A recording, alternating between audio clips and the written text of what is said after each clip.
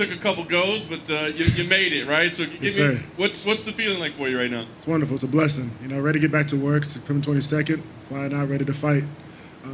Just grateful, man. I got to thank God, my family, my coach Jeff Jimmo sitting over there, my teammate Diego. I love what I get to do, man, and to be able to get this dream going, we're going to kick the door and ready to get fighting. I like it. It was a tough fight, obviously, a very good opponent. After the fight, did you think that's enough, or did you think, well, I didn't get a big finish, I don't know? We were wondering, it was like last time I know it was decision, and now we're hoping we could get the finish. Anthony Adams is a tough opponent, good guy, and I like to get in there and mix it up. Start off a little bit slow, but man, my coach got on me, my teammate helped me, and we got the adjustments, start getting after it. So how did you let it be known that you're like, I'll fight in 10 days or whatever? I mean, did you come pull him aside, or how did that happen? I think I said in my post-fight interview, and I've been telling them I'm ready to fight, and I'll fight that week in the 22nd, I'll fight the 29th, or whatever fight they have after that. Just let me keep fighting.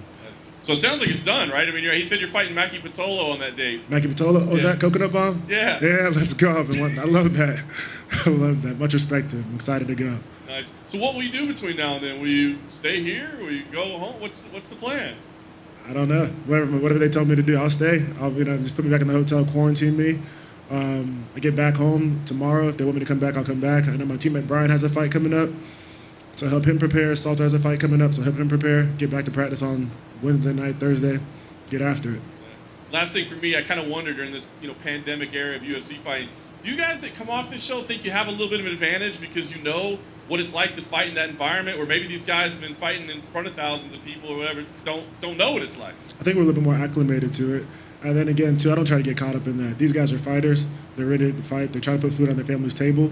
And, my goal is to get to the top, to get that belt. So all these guys, they're just coming to fight. They could care less if there are thousands of people in the crowd or one person. They're coming to fight. That's my main focus. So, man.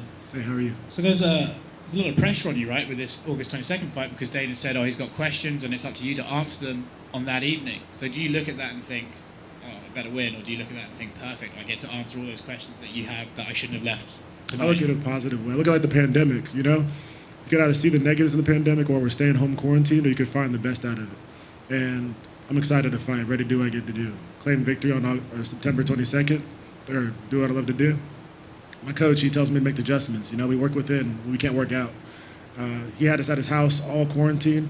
We made the adjustments. So we look at these challenges as opportunities. We go take advantage of them. So that's what I'm going to do.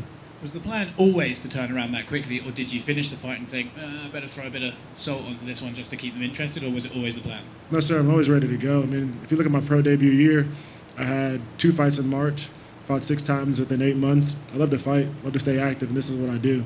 It's not something new to me. It's not something new to my team. I'll be back in practice this week and make the adjustments we need to make. So come this next fight, be ready to fight again right after that. I just listen to my coaches, whatever they tell me to do. Congrats, man. Thank you. Impa, congrats, man. Jim Griesauber, cage side seat. You were going to lay under Dana's car if he didn't pick you, huh? I'll fight in 11 days. I'll fight this week, next week. You didn't have to do it, but you would have done anything to get this deal today, huh? Yes, sir. Anything that I could have done, man. I just slipped a note under Mick's door, so I was ready to do that. Man, if Dana and I would have followed him home, cooked for him, whatever he needed, I'm just ready to fight. So. Dana made a great point about the lack of events on local and regional level, making it harder on the Contender Series. That's a big part of your story. So was it, you already said it was, but how much tougher was it to stay focused, to stay ready, to get ready for a life-changing fight like this one? Man, not at all. We had a bunch of guys have fights. Hot Sauce had a fight, Brian, Salter, and it's my job to help them. So my main focus is to serve my teammates. I had all those different looks I had to focus on, so I didn't have to focus on myself too much. Since last year, since the Contender Series, we've been in practice every single day. I'm ready to get after, get to work, so I knew when my time come, I'd be ready. And I knew it was not a matter of if, it was a matter of when. So I said, when that time comes, I have no excuse but to be ready. And I asked Dana the same question, but I'd rather ask it to you. Now you're on a card with Frankie Edgar, right? I mean, just think about that for 1 second. What does that feel like to you to now know that your dream is a reality and you're on a card with a guy like that? I don't have the words to put it in. It's a blessing. That's all I can say. It's a blessing. I was watching Frankie Edgar growing up, a legend in the sport, somebody who's done some great work. And, I plan to be on headlining cards one day, too, getting titles, too. So to me, it's a sign. It's just, just thanking God that this guy did it. And he started out with his first fight in the UFC, his debut, whenever that was. to be on this card just shows me like, hey man, you could do something special too. Congratulations, man. Thank Thank you, sir.